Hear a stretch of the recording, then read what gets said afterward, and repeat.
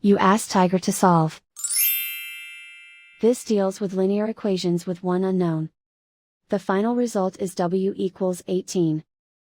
Let's solve it step by step. Simplify the expression. Expand the parentheses.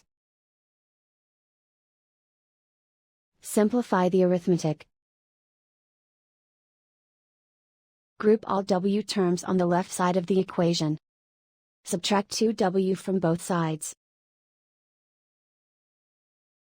Group like terms.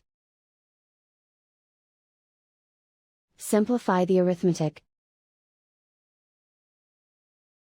Group like terms.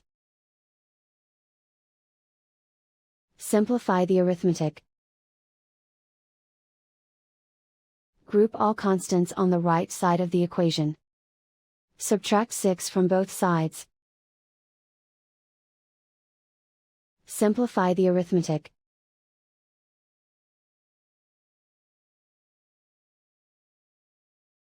Convert the w into a positive number. Multiply both sides by -1.